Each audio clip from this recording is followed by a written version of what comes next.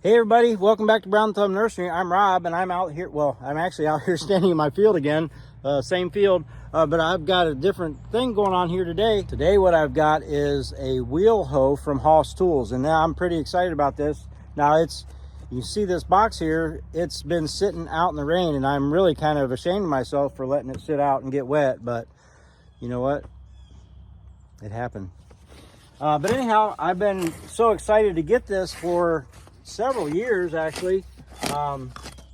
One thing, Hoss Tools, I think one of the best things I like about Hoss Tools, of course, other than just liking Greg and Sheila, they're such great people, but about the company is the fact that how the company started, and that is with the Wheel Hoe. And if you ever get a chance, go to their channel and check out their, I don't know what video it might be, but he talks about how he wanted to find something. He had the Planet Junior wheel hose and liked them, but they're not available anymore. They're out of business. So he set out on a mission of some sort to recreate that, and so they've got the kind of a replica, but an upgraded replica of the Planet Junior wheel hose, and they've got all different styles, and they sell handles for your old Planet Junior wheel hose. So if you got an old one sitting in the barn that the handles are all broken up, get on Hoss Tools website and order you some brand new handles and get them all working up again. And but anyhow, I'm going to open this thing up. Hopefully it's not messed up from sitting out in the rain too much. The cardboard's pretty bad, and it's just kind of tearing apart, but we'll see what we got. Lay this stuff here down. All this stuff be compostable later, so I'll set it aside. And I got the double, the high arch wheel hoe. You can see I got two wheels. So we got the two wheels. They're all packed in there. So nice steel construction, made in USA.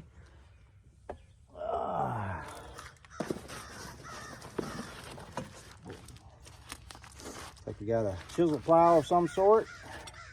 I forget what all attachments I ordered with it, honestly. So, but there's one of the digging plows, furrowing plows or something.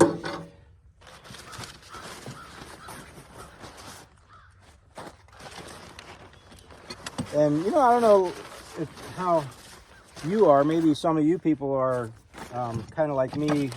You prefer when they ship things in compostable stuff. I mean, that's all stuff that I can turn into soil again.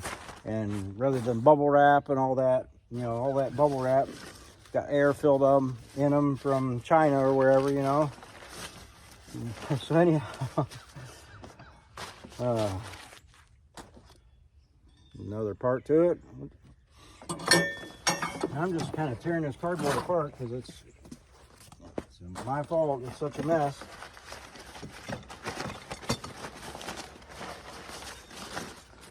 Other side plow. What we got here? Another stirrup. Is that the stirrup plow they call it? Chisel?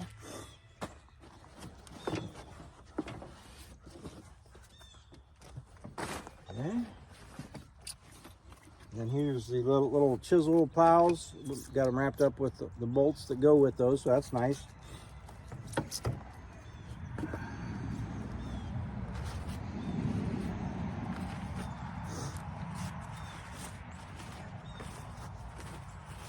And I did talk to Greg about getting an affiliate link to be able to put down below, and I have not followed through with that as good. I emailed him, but I never did I talked to him in person, then he said email. But anyhow, when I do get that all set up through Hoss, I'll put the link down below. So if you're watching this at a later date, hopefully it's already there.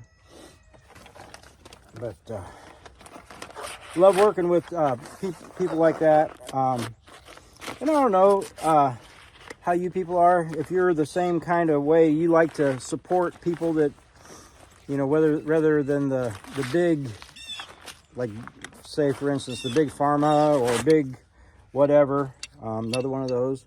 I mean, I like supporting people that have the same values as I have.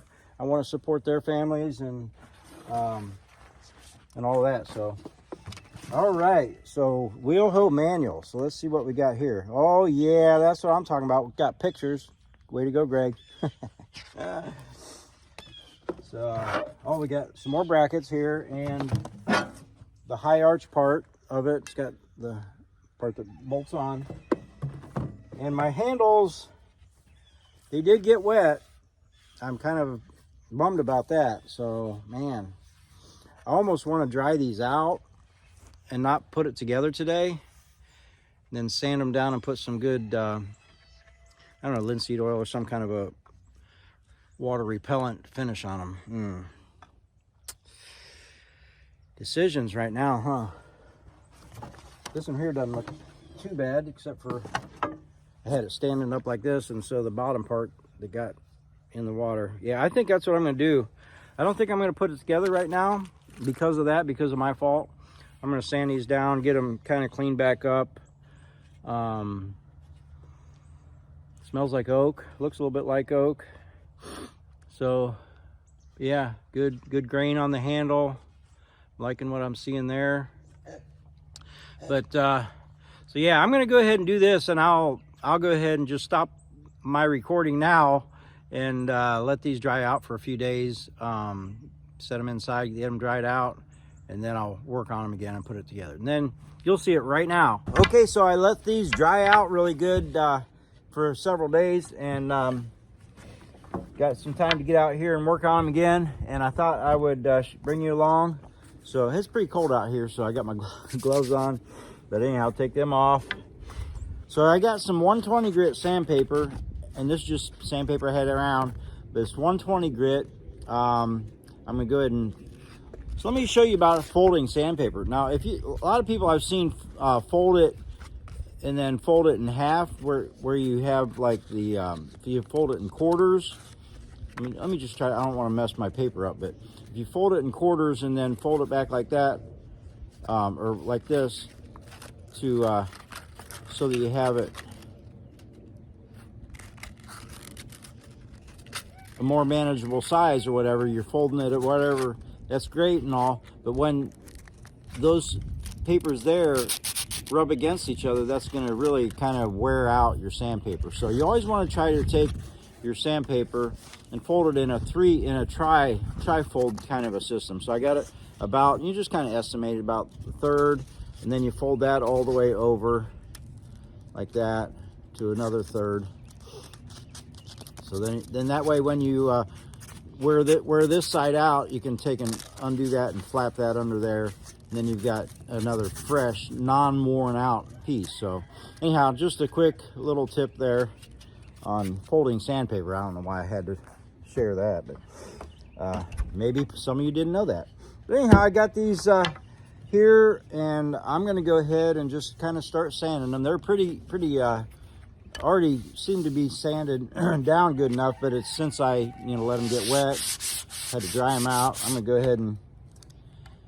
go ahead and sand them down, get some of that. Now let me just show you down here. Well, maybe not on this one. This one ain't too bad. This one here got wet enough to where it got a little bit of, you see the discoloration and stuff on it. It almost looks like a little bit of mold starting to build up. So I'm going to sand that all off. And the reason I'm using 120 grit is because I've done woodwork for, well, that's what I do all my life for a living. But 120 grit on, now normally when you're staining wood or whatever, you would want to go to 180, 150, 180, maybe even 220 sometimes. But with oak, I've found that if you want the stain to penetrate and get a nice penetration, 120 grit you can get away with, and it will actually help absorb the stain in it just a little bit better because it's got those heavier scratches. So that's why I'm using 120 grit. Now 120 or 150 would have been equally almost as good, but I had both and I chose 120 because I want to get a nice nice penetration on that stain. And I got some stain that I just had out in my stack of all my stuff that I got. I had grabbed one, I had couple different ones. I grabbed one. It's kind of a dark. Let me just show you real quick. Okay, so here's what I grabbed. It's Minwax wood finish. It's early American number 230 is what I got. Not that that matters, but I'm just telling you. So anyhow, I got that. It's probably about that much left in there. Plenty of stain. This is a wiping stain. This is technically an interior wood stain. But it's going to be fine. I just wanted to stain up the wood and give it some color. And actually, that little bit of oil that's in there will penetrate into the handles and kind of help that as well with a little bit of protective coating. But what I'm going to do over top of that is what we'll do the real protection. You see, I'm kind of just, they've sanded the ends around good, but I'm just trying to make them a little bit more so they feel nice on the hand, So I don't know if you can see, it's just slightly sharp on the point up there. I'm going to sand that down just a little bit. It's just, before I do it, might as well kind of get it the way I want it to feel. And these are made to not have to do this. I mean, you can just put them out of the box, put them together, and start using them. And I'm just kind of excessive sometimes. But I got it all the way down about here. Just keep moving down. Like I said, these really don't need sanding. They've already been sanded and stuff, but they have no finish on them. So I actually kind of recommend doing this if you want to take care of your tools, especially if you spend some good money on some of these things. Definitely worth going that extra mile and just taking care of them. I'm kind of glad that they didn't have a finish on them. That way I can put a quality finish that will help last it for years, or help it last for years.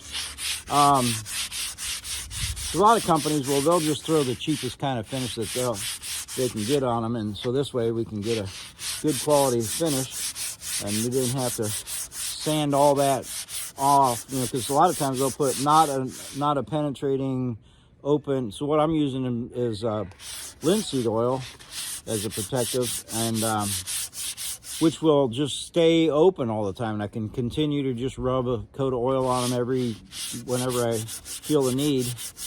Now you want to sand it fairly the same amount all the way around. That way your stain penetrates equally, and you have if you're interested in looks, which I kind of am. So you want to do it, make sure you do the same amount, get it down to the same finish all the way through.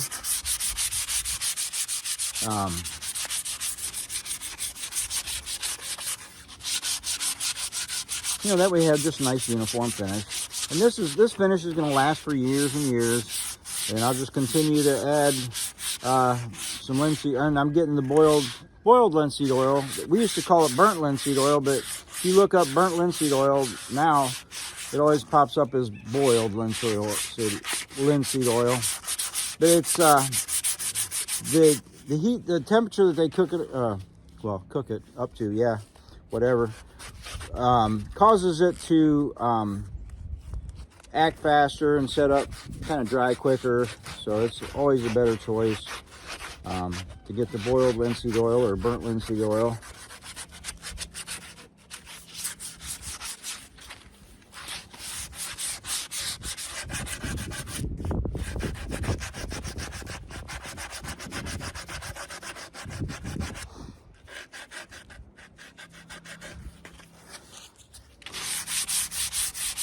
I always thought about maybe making a little channel, a YouTube channel about doing some woodworking projects, because I do woodworking. That's I'm a carpenter by trade. So, but man, I already got this channel. We got the Generations Homestead channel, which that takes way more of my time. Not shooting videos, but doing the stuff for the homestead, of course.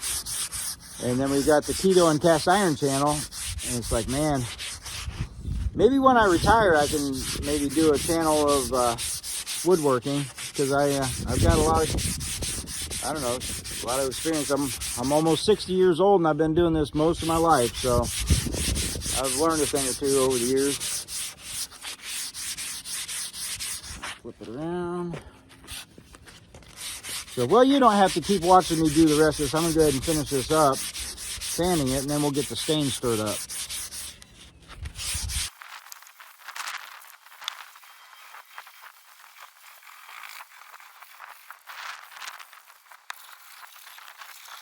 Okay, there's also this little crossbar piece of wood that I'm going to go ahead and sand down as well.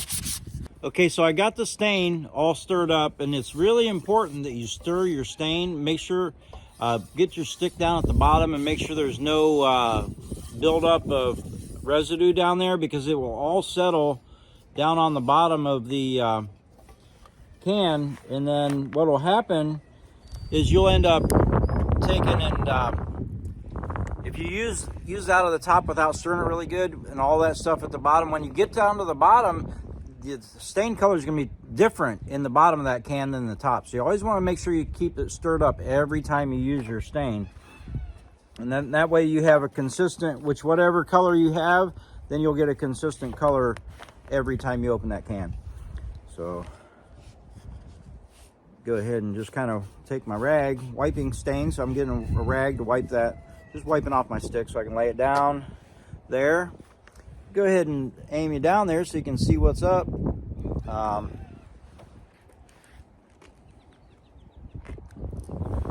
I've got my gloves on because it's like 29 degrees out here. It's pretty cold. Technically, I shouldn't be out here doing stain, but man, you just got to do some stuff sometimes. It's Saturday. I got to get stuff done. So I'm going to go ahead and just kind of open that up, or dip that in there and wipe that on there. Ooh, look at that. Looky there.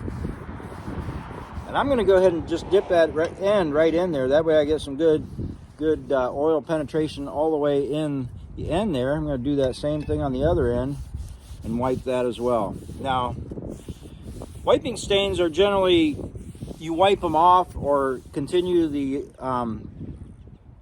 amount of how dark you want them by how many coats and how much you leave on. And I kind of like that color right there. And normally you would want to wipe that off.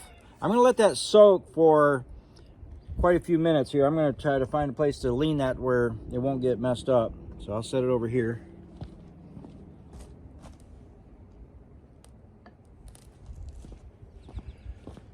All right, so man, I like that color. It's going to be a nice color.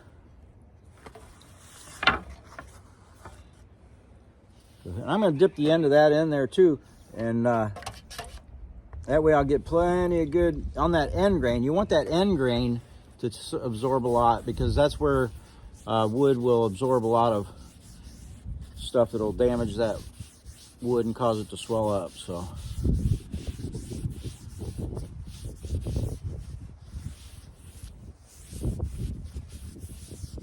that's a nice look. That's a nice look. Me gusta mucho.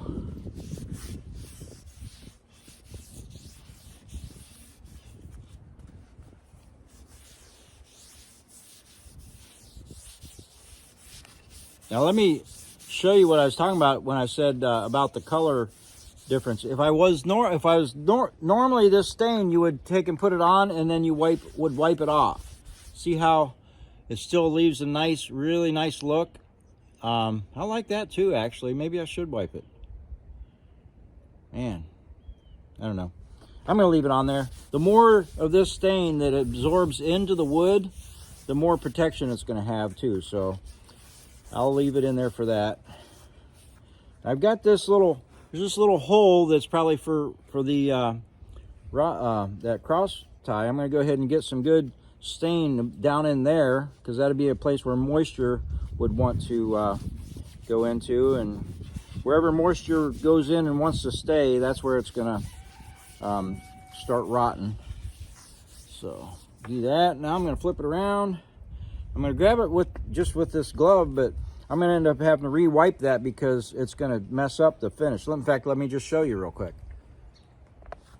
See how it changed that? See how it made that because I'm holding it? So I'm going to have to go back through and wipe that again, but just so you know, you got to be careful.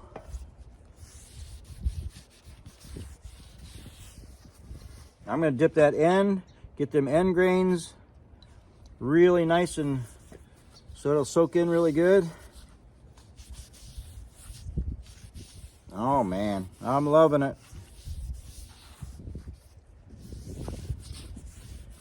All right. So the part at the top is going to be the part that shows the most. So where I leave my fingerprints is going to be down here at the very bottom where the bolts are going to go. So I'm going to just continue to redo this all the way, and see here, just by picking it up there and moving it, I made a thumbprint. So you want to wipe all the way across that, all sides, make sure you get all the sides looking really good. Now what I'm going to do is I'm going to go lean it up over here. You're not going to see me. I'm going to lean it up over here, and then finish wiping the bottom. All right, I'm going to dip that. Got the second one. I'm going to dip them end grain in there. Like to get a lot of stain up in there, so to penetrate. Even in that one hole it made, it didn't quite make it in there, in that hole.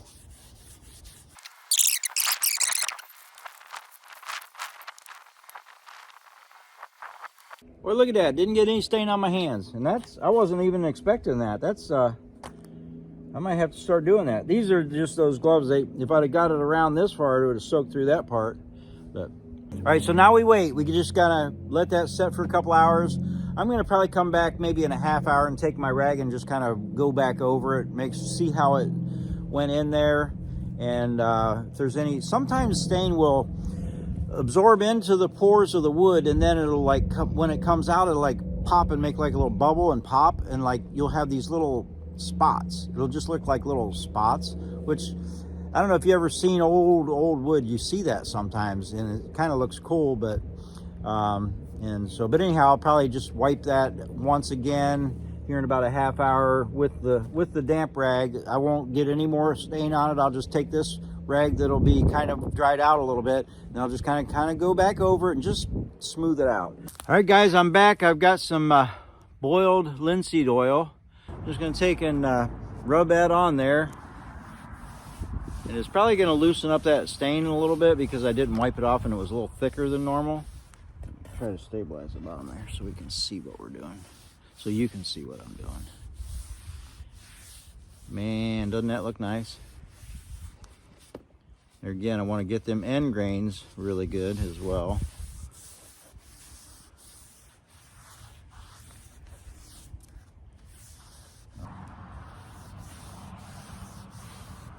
That oil is going to just penetrate in there, and that'll help.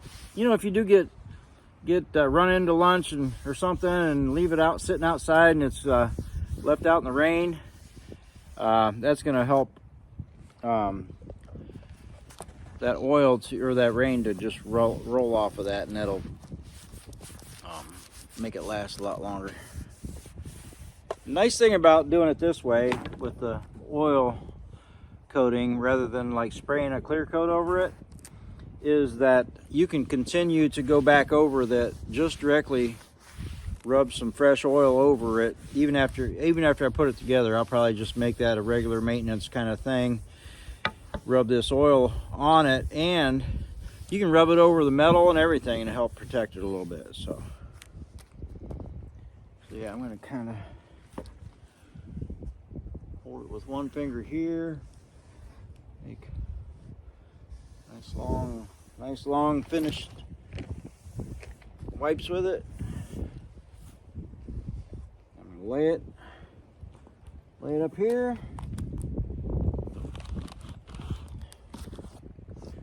See if I can show you the difference, how they look. Okay, so there they are sitting, laying there side by side. The one on the far side, the top of the screen, is the one I just oiled, and the bottom of the screen is the one that's not. You can see a little bit where I got it on it right there. But yeah, you can see the big difference. So I'm gonna go ahead and do that next one. Hi guys. Okay, so I got the handles oiled up really good with boiled linseed oil, and then I opened up the instruction booklet that come with it, and one of the first items that it talks about in the instructions is to put a good coating of boiled linseed oil on it. So I'm ahead of the game. So no, that's let me just kind of show you. I don't know if you can see, but yeah, it talks about getting the handles conditioned with linseed oil. And they actually sell like a kit of stuff. It comes with a wrench and a file and a little can of linseed oil, but I didn't get that. But so anyhow, then the next thing it is, it's got to put the handles on with the handle brackets. They're down here on this end here. I'm getting ready to put those on. Got the bolts, washers. Oh, let me get you down a little more. A drink. Put the washers, flat washer, then a lock washer, then a nut.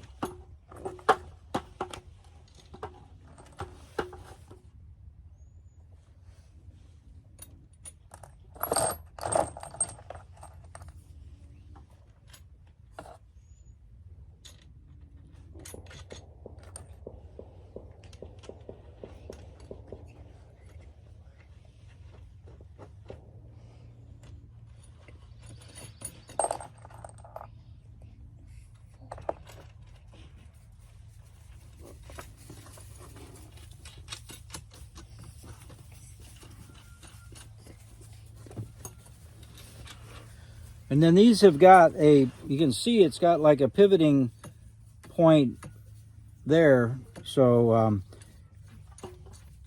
you will adjust that by loosening that up and then putting it to whatever position you like it.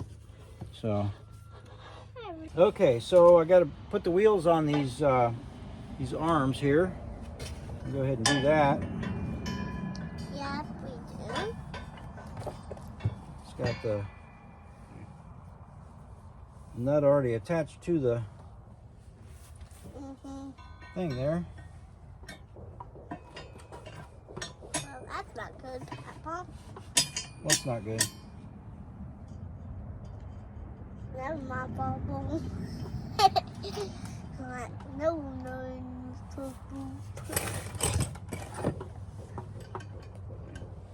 You're so funny, Papa.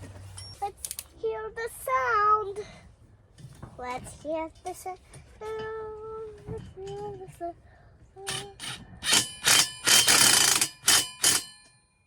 Let's hear the sound. We're done. That one's real done. There we go. But we're not done yet. We're not done yet, indeed. That's right, guys. Right.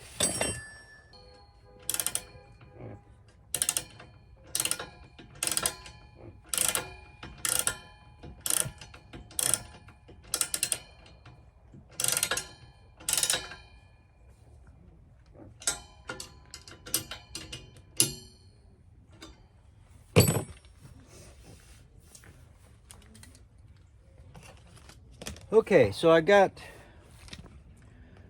one handle installed. Of course, I've got those still pivoting loosely, which is, I don't have them tightened yet. And the other hand, now I feel like it's a good time to put that glue on, because, man, if I'd have glued that back then, a long time ago when I was still figuring out the instructions, I might have had them like all cockeyed and crooked. Now, when I bolt this on here, I'm just going to put these bolts on this side loosely right now, even before I glue that up and do that. So get these just kind of on there loosely. All right, went and got me a clamp to help squeeze that in there. When I get that glue in there, I'm going to try to squeeze those together. So,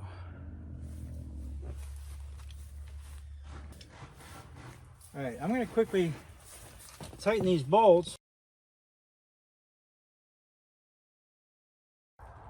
All right, now I'm going to go ahead and set this down, lean it up here.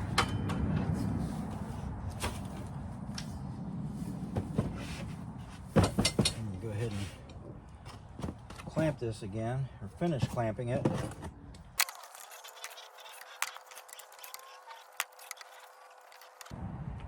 I'm going to tap on the block that I've got there. Can you see the block that I put in there for protection? And tap on it to help drive them in.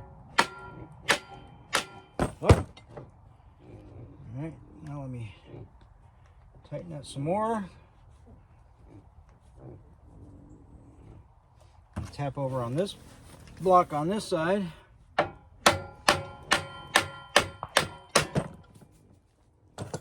That's working good. It's driving it in. You're supposed to put a screw in each one of these as well. I want to get it close to where it needs to be before I do that, though.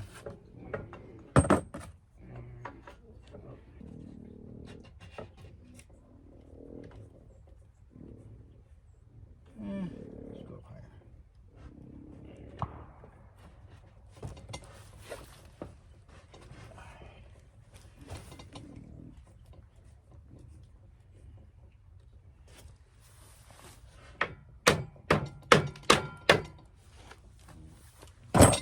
All right, so now it calls for these little Phillips screws to go in the pre-drilled holes there. So it needs a Phillips bit. Let's see if I got a Phillips bit handy. Oh, looky there. I got one.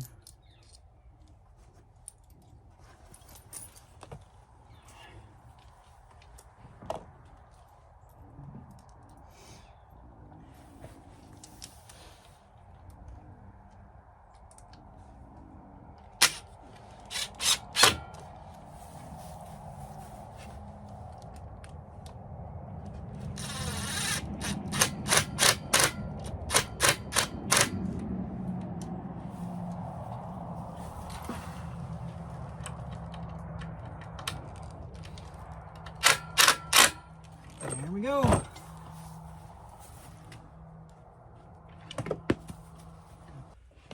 Put something out. I got the package. I got the package that has the 4 different chisel plows that you can put on. So I've got that, which is nice for cultivating and stuff between rows. Of course, this got the stirrup things as well. I've never used anything quite like that, so I'm not exactly sure. I'm anxious to try those out. And then it's got the kind of the furrow plow things, one for each side. You can put them, let me hold them right. So depending on how you put them, well, they go down. Depending on how you put them, they'll either furrow in, or if you put them that way, they'll furrow out. So I mean, so there's versatility there. But I think what I'm going to put, and that's probably what I should put, because that's probably what I'll need first. I don't know. I think I will. I think I'll put those. It's already got the bolts right there in the holes that goes with them. So it's got one bolt sticking up one way with the crimping kind of thing that's pressed in to the hole that's there, and then this one here is obviously comes out so that you can put it through. That's got a square thing that pulls into the wood or into the plate there.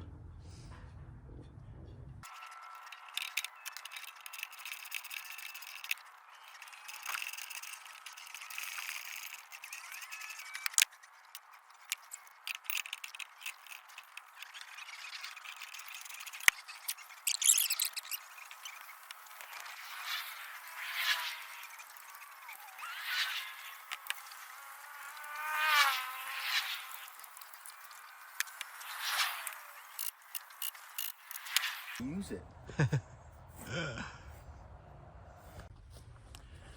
So there you have it, guys. We've got us a Haas high arch wheel hoe finally, after 4 years of drooling. So there it is.